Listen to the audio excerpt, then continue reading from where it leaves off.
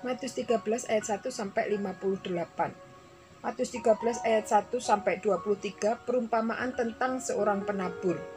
Pada hari itu keluarlah Yesus dari rumah itu dan duduk di tepi danau. Maka datanglah orang banyak berbondong-bondong lalu mengerumuni dia, sehingga ia naik ke perahu dan duduk di situ. Sedangkan orang banyak semuanya berdiri di pantai.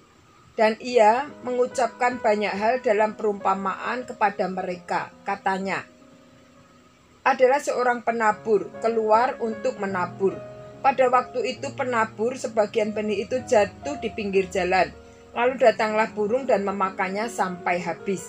Sebagian jatuh di tanah yang berbatu-batu yang tidak banyak tanahnya.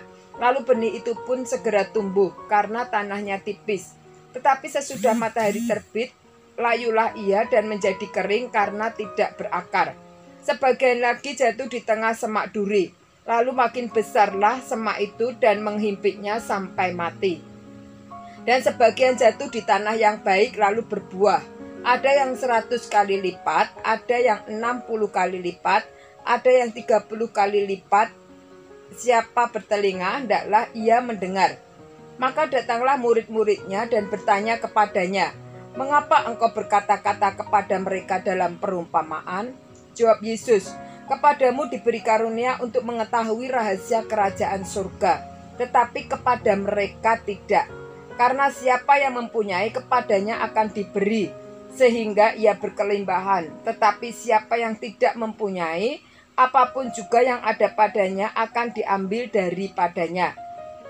Inilah sebabnya aku berkata, kata dalam perumpamaan kepada mereka, karena sekalipun melihat, mereka tidak melihat, dan sekalipun mendengar, mereka tidak mendengar, dan tidak mengerti.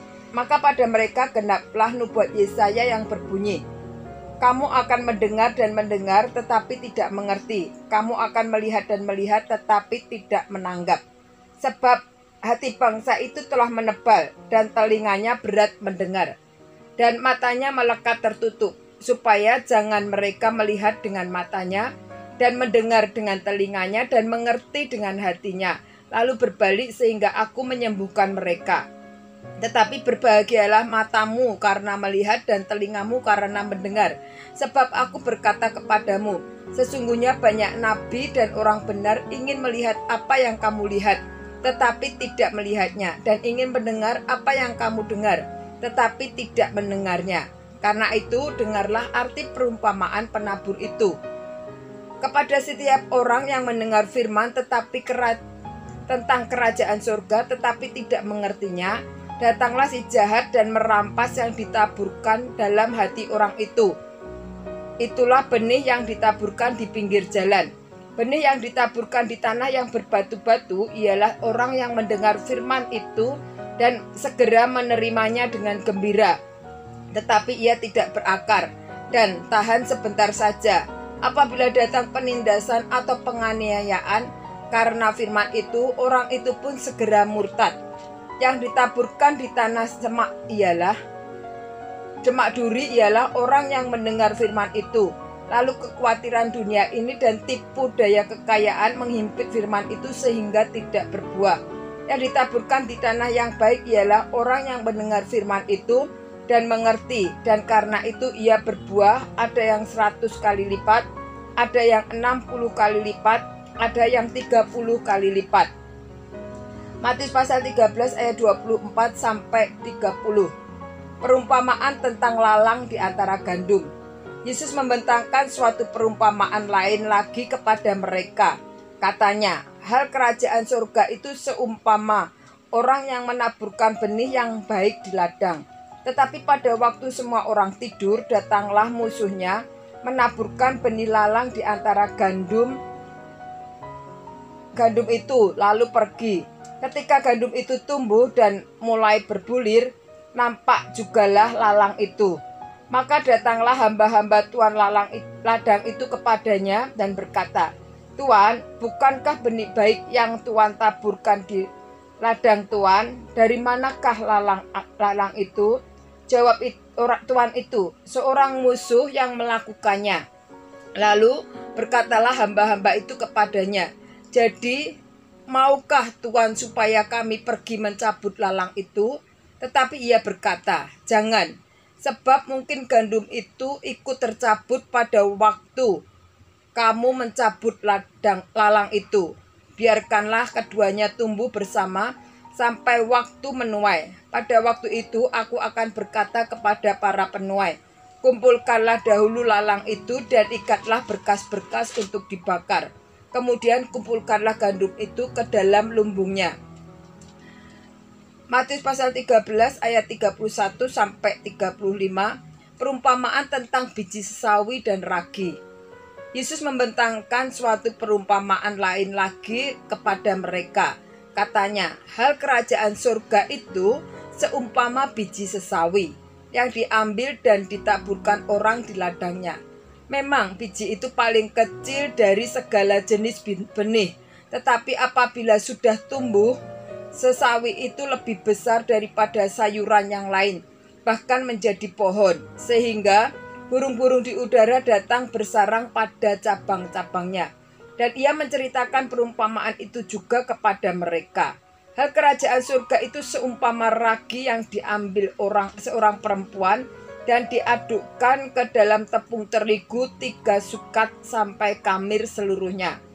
Semuanya itu disampaikan Yesus kepada orang banyak di dalam perumpamaan, dan tanpa perumpamaan suatu pun tidak disampaikannya kepada mereka, supaya genaplah firman yang disampaikan oleh Nabi. Aku mau membuka mulutku mengatakan perumpamaan. Aku mengucapkan hal yang tersembunyi sejak dunia dijadikan. Matius pasal 13 ayat 35 sampai 43. Penjelasan perumpamaan tentang lalang di antara gandum. Maka Yesus pun meninggalkan orang banyak itu lalu pulang. Murid-muridnya datang dan berkata kepadanya, jelaskanlah kepada kami perumpamaan tentang lalang di ladang itu. Ia menjawab, katanya, orang yang menaburkan benih baik ialah anak manusia. Ladang ialah dunia, benih yang baik itu anak-anak kerajaan, dan lalang anak-anak si jahat. Musuh yang menaburkan benih lalang ialah iblis. Waktu menuai ialah akhir zaman, dan para penuai itu malaikat. Maka seperti lalang itu dikumpulkan dan dibakar dalam api, demikian juga pada akhir zaman. Anak manusia akan menyuruh malaikat-malaikatnya, dan mereka akan mengumpulkan segala sesuatu yang menyesatkan dan semua orang yang melakukan kejahatan dari dalam kerajaannya. Semuanya akan dicampakkan ke dalam dapur api. Di sanalah akan mendapat ratapan dan kertakan gigi. Pada waktu itulah orang-orang benar akan bercahaya seperti matahari dalam kerajaan Bapa mereka. Siapa bertelinga, hendaklah ia mendengar. Matius pasal 13 ayat 44 sampai 46. Perumpamaan tentang harta terpendam dan mutiara yang berharga. Hal kerajaan surga itu seumpama harta yang terpendam di ladang, yang ditemukan orang lalu dipendamkannya lagi. Oleh sebab sukacitanya pergilah ia menjual seluruh miliknya lalu membeli ladang itu. Demikian pula hal kerajaan surga itu seumpama seorang pedagang yang mencari mutiara yang indah. Setelah ditemukannya mutiara yang sangat berharga, ia pun pergi menjual seluruh miliknya lalu membeli mutiara itu.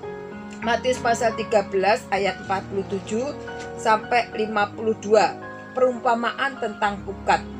Demikian pula lah hal kerajaan surga itu seumpama pukat yang dilabuhkan di laut, lalu mengumpulkan berbagai-bagai jenis ikan. Setelah penuh, pukat itu pun diseret orang ke pantai. Lalu duduklah mereka dan mengumpulkan ikan yang baik ke dalam pasu, dan ikan yang sudah baik yang tidak baik mereka buang. Demikian juga pada akhir zaman, malaikat-malaikat akan datang memisahkan orang jahat dari orang benar, lalu mencampakkan orang jahat ke dalam dapur api. Di sanalah akan terdapat ratapan dan kertakan gigi. Mengertikah kamu semuanya ini? Semuanya itu mereka menjawab, ya, kami mengerti. Maka berkatalah Yesus kepada mereka, Karena itu setiap ahli Taurat yang menerima pelajaran dari hal kerajaan surga itu seumpama tuan rumah yang mengeluarkan harta yang baru dan yang lama dari perbendaharaannya. Matius pasal 13 ayat 53 sampai 58. Yesus ditolak di Nazaret. Setelah Yesus selesai menceritakan perumpamaan-perumpamaan itu, ia pun pergi dari situ.